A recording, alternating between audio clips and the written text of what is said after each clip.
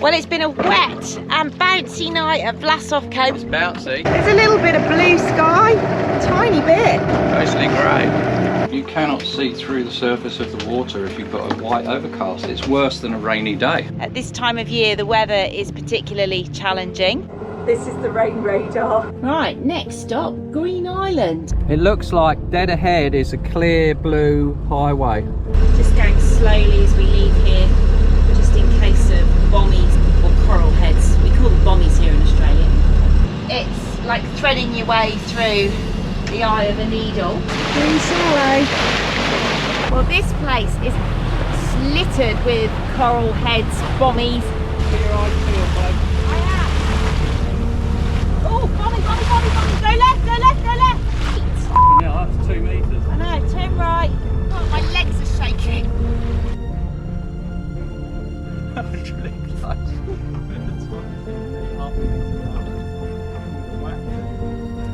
Anyway, we're here. And my heart's beating really fast.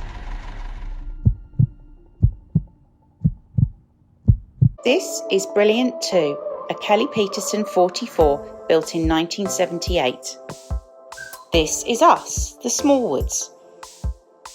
And this is the story of our long overdue boat refit. Wait, this is the story of a mid-refit sailing adventure. Welcome along for the ride. Well, behind me is Vlasov Cay on the Great Barrier Reef. It's just a stone's throw from Michaelmas Cay, where we did all our bird watching the other day. We didn't actually hop from one to the other. We've been back into Cairns. At this time of year, the weather is particularly challenging. This is the rain radar. And we just had a low pressure system come across the Gulf of Carpentaria into the Coral Sea. There was some debate as to whether it would form a cyclone or not, but it didn't. It just headed out into the Coral Sea. What it did do was brought some strong northwesterly winds and some pretty rubbish weather. So we headed into Cairns and made the most of a few days ashore. I have to say the facilities in the Marlin Marina were excellent. We had a great time exploring the food scene and heading into the tablelands and the rainforest. Anyway, we've come back out here to resume our journey, and this is where we are. Over here is Vlasov Cay, the little sand cay. It's actually a reef within a reef. All across here is Arlington Reef, and I'm just going to turn the camera around. Behind the boat, you can't see it at the moment because we're swinging around a little bit. That's Michaelmas Cay. This way is the mainland. That bit of land you can see first of all is Green Island, and then there's the mainland in the distance behind it. Well, it's been a wet and bouncy night at Vlasov Cay. We're probably going to move on because the conditions aren't really conducive to doing too much here. But before we do, we just have to set foot on that little piece of land, us and everyone else that's turned up for the day. How's the bounce going back there? It's bouncy. It's bouncy. All right, let's do this. I reckon there's a wedding going on. Yeah, there's something going on over there. We're not quite sure what. There's a little bit of blue sky, a tiny bit. Mostly grey. Someone's getting married by the look of it. Do you think it is a wedding? Must be. They've been standing in their group for ages. Yeah, it definitely looks like a wedding. I think they're all getting ready to leave now. Just checking out the other side of the island in case it's Easier to land on, but I don't think it is really. We're going to get wet, that's for sure.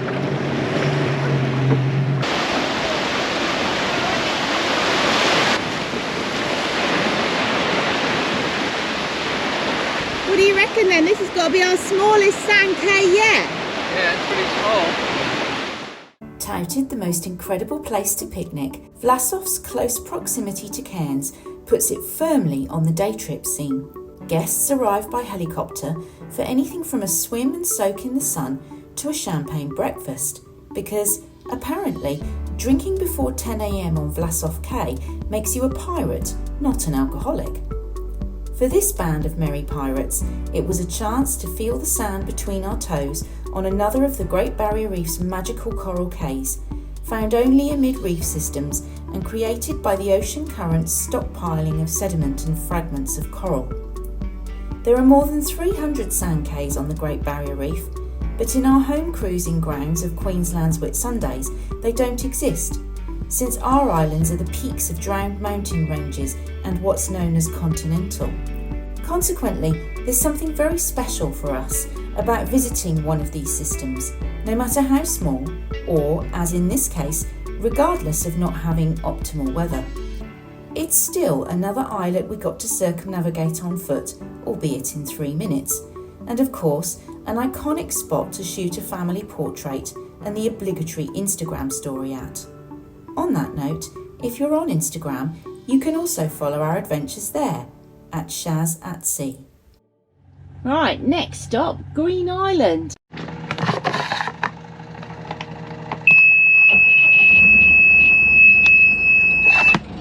Instruments on. Yeah, just wait for this to get its signal. The old Axiom takes ages to get GPS signal. I don't know why. That's why we've got 2 different systems. Yeah, thankfully, yeah. You can use what we're using as a fish finder right now. Yeah, that's right. You just go on to chart. That's right, or radar, multifunction. High tide, isn't it? Gone high tide. It was higher than when we came in at low, almost. So we'll just follow that track out. Okay. Right, Pepe, we're off to Green Island. He's very excited about that. You babe? Yep. Hold on, we're about to navigate through quite a bit of coral reef, so this is probably as good a time as any to talk you through how we do it, including what we do wrong and what we do right. It looks like dead ahead is a clear blue highway. Okay. So I'll just point to which way to go. Now, this is something we've just done right. Before your journey through coral reefs starts, review all the information you need and discuss it as a crew. How will you communicate? Can the helmsperson and the lookout hear each other? If not, how will you address that? Some people use headsets or earbuds and mobile phones. Currently, we just shout, but this is one area where we could improve. What we also do is agree on hand signals, which is a good idea regardless of any audio aids. It's important to establish what these are going to mean beforehand. Specifically, are you pointing to the danger or away from it? The best option, and the one Julian chooses here, is to signal in the direction the helmsperson has to follow. On a side note, and as you'll see shortly, waving your arms around madly is more likely to mean a hit than a miss. Have you slipped the mooring?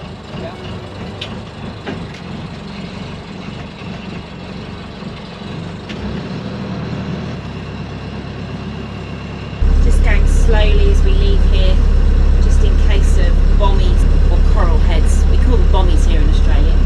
The dictionary definition of a bommie is an outcrop of coral reef, often resembling a column, that is higher than the surrounding platform of reef and which may be partially exposed at low tide. The sailor's definition of a bommie is something resembling a nightmare, so when you're sailing through reef-strewn channels and lagoons, the slower you can manage to go, the better. This being said, you do need to know the effect any currents or tidal flow will have over your steerage and forward speed, and adjust for that. I think we're in the clear now. How are we looking there? Well, the bottom's jumping off now on the chart and on the depth sounder, so I think we need to set a course for the channel. So there's a channel that we've got to go through that takes us out of this reef system, past Upper Cay and down towards Green Island. It's like threading your way through the eye of a needle, but this area is really well charted and there's red and green navigation buoys there, so we'll show you that on the way through. Now there's a couple of things to note in what's just happened here. Firstly, we're using paper and electronic charts as well as visual aids to navigation with those port and starboard markers I just spoke about. We're doing that because in this instance we can. But herein lies tip number 4. Don't rely solely on your electronics. In fact, treat them with a healthy dose of mistrust. Yes, by all means have everything at your disposal on, and why not? GPS, chart plotters, radar overlay and satellite imagery are all fantastic tools, and ones I bet our forefathers wish they'd had. But remember, it's those same forefathers who, without any of this equipment, made the charts that all these electronics use as a base. And in some cases, that data is hundreds of years old. We've got the first red and green navigation markers coming up ahead of us. Julian's going to steer using the autopilot. And I'm going to go up onto the deck just to spot. It's pretty easy. We've got our previous route saved on the chart plotter, so we can follow that as well, but it's always good to have a pair of eyes when you've got coral heads around. So this is tip number 5, folks.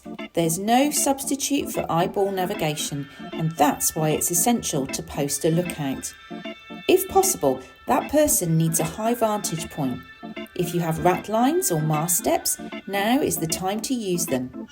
We don't have either, so short of shimmying up the mast, we tend to stand on tiptoe on the raised coach roof deck, or at least as far forward as possible on the bow or pulpit.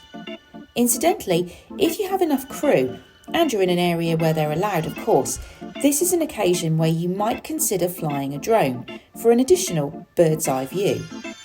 And for another piece of useful tech, yes, I know we've spoken about not relying on electronics, but if you've already successfully navigated your way through a reef and saved your GPS track, you'll have something reliable to follow if conditions deteriorate and you need to get out.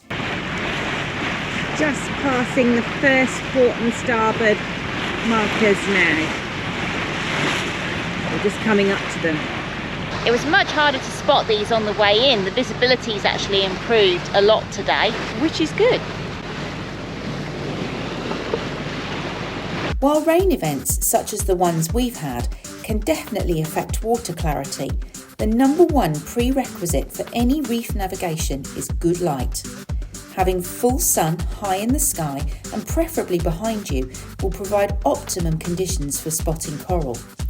You generally want to be moving around in reef areas somewhere between about 10 AM and 3 PM, heading west in the morning and east in the afternoon. Very shallow. Oh, and see those sunglasses Julian's reaching for? They're polarised. Polarised lenses are a must to cut through the glare, reduce reflections and enhance the colour contrasts you so critically need to see. What depth have we got, babe? 6 metres.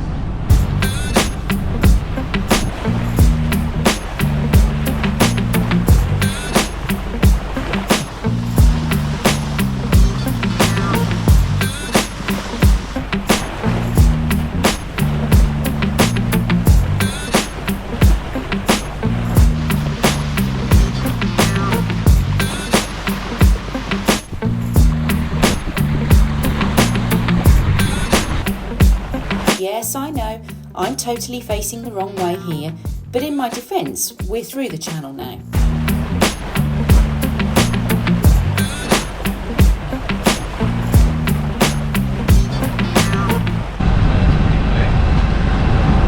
Good driving, babe. So remember that bit when I said Julian was steering with the autopilot? Julian's going to steer using the autopilot. Well, that's not really a good idea. Took it off autopilot then. You never know Bommy's going to pop up somewhere when it's shallow. But when we left the mooring back there, we were in, 10, 12 metres, and we thought, oh, that's it, we're out. And then suddenly it came up to 3, and it's high tide. Better to be safe than sorry. Hey, Peps. Wouldn't be the first time we've run aground. No, probably wouldn't be the last. Up here, there isn't a great deal of information about all of the various reefs and cays that you can visit, but the more popular ones are documented in the guidebooks. The ones we're using for this stretch of the coast Alan Lucas is cruising the Coral Coast here. And this one called Going Troppo that we've borrowed from our neighbours at Portobello Marina. Thank you, neighbours.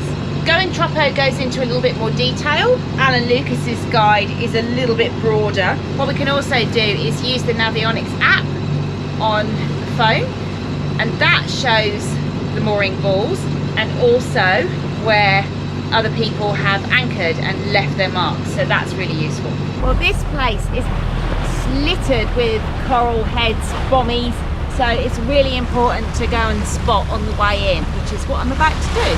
Keep your eyes peeled, bud. I am. Water's very dark blue here at the moment, can't see anything. 20 metres. So what exactly does dark blue mean? Generally speaking, and as Julian's just confirmed by calling out 20 metres, dark blue water signifies greater depth. Light blue is shallower, green is shoaling, and brown, yellow or white are in the danger zone. This being said, and as you're about to see, clouds can reflect as white on the surface, and murky water will make all of these colours harder to see. I'm heading towards you. It doesn't look like there's any bommies between us and him. Are you having a look on that satellite overlay as well? That's what I'm talking about. Well, it must be quite deep because I can't see anything. Still got 12. Oh, bommy. We're going right over bommy. See if you can spot what I'm doing wrong here. Yes, that's right, I'm pointing to the danger and not away from it. As you will also notice, terms like port and starboard go out the window as well. 2.5 metres. Oh, there's another one. Where? Go left. Left. Turn right. Yeah, that's 2 metres. No, turn right. They're really hard to see. Yeah, I'll say. Turn right. This is supposed to be 5 all the way through here. Yeah, but there's just bommies, but they're really hard to see. Yeah, well you look dead ahead. That's where I'm going, straight to that mooring.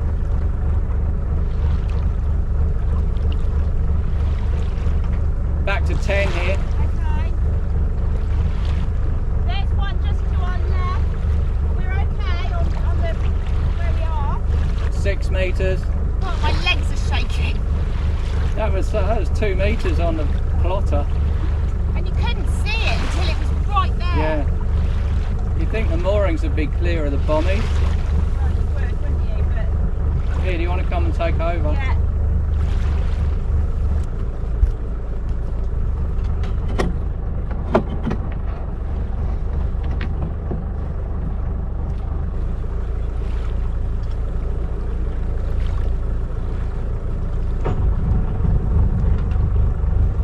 Big reverse.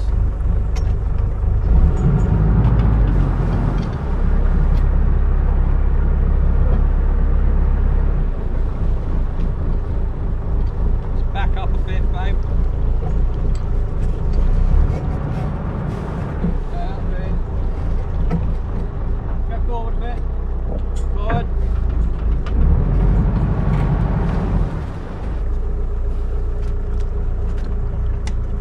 Drum.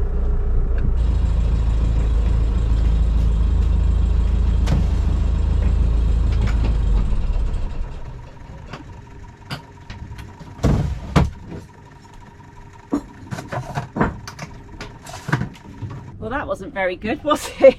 No, it was. That's right. It's me, I missed it. Haven't got the side current. Yeah, the current's actually marked on the chart that it goes. Yeah, that it goes across the island, top to bottom. Here we're talking about the current we've experienced. Just as it had an effect on how well or not we picked up the mooring buoy, strong currents and tidal flows can also wreak havoc on a boat navigating its way through coral, especially in places like reef passes at the entrance to a lagoon. In these circumstances, timing is critical. Plan your passages to coincide with slack water if you can. In this case, where we left one reef anchorage and made a passage to another, we would probably have been better off having the optimum conditions at our destination instead of departure point. was really close. If the tide had been half a metre lower, we would have whacked it. It's really so. It's so difficult. The white overcast, you Yeah. can't bloody see anything. Yeah. You would have seen that from miles away. Yeah. Right. Anyway, we're here. Yeah. Something to drink. Water. Littered with coral heads, Alright. And that was in the 5-6 metre bit, and it doesn't even show anything. Look. Yeah. See where we did the big swerve? Yeah. It doesn't show anything. They were all over the place there. Because we literally had to snake between a couple. There was like suddenly one on our left, suddenly one on our right. Yeah. It doesn't show the public mooring on this. No, it does on the app, which is good. That there is utterly useless. Yeah. The shape of the bombs don't make any sense. Well, that was pretty hairy because it's an overcast day and the sky's really white. That's the colour that's reflecting, and you can't see the coral heads until you're literally on them. And although we were following the greatest charted depths in an area where there was supposed to be about somewhere between 5 and 10 metres, suddenly we'd be on a bommy or just next to it, and it was 2 metres deep, one of them, so we wouldn't have had much room to spare. Anyway, we're here. And my heart's beating really fast. Julian's retreated below to get over the stress. Pebbo's just wondering if anyone's ever going to feed him. He's been fed this morning. Yeah, I know, he wants to be fed again. Right, I think I'm going to make us some lunch to get over that. It's so hard to see. You cannot see through the surface of the water if you've got a white overcast. It's worse than a rainy day. Yeah. Because the white just reflects straight back into your eyes and you can't see anything. So that, my friends, are some of the do's and don'ts of navigating through coral. A couple of final things to mention are that A, you can sometimes send someone ahead in a tender to sound a way through, and B, you might consider making a radio call to anyone already at your chosen anchorage in case they can add any local knowledge or on-the-ground tips. Of course, this is just our experience and not intended as a standalone guide. If you're watching this and have a different story, or perhaps another tip we might have missed, please feel free to share that in the comments. As always, thank you for watching and join us next time as we continue sailing along the Great Barrier Reef.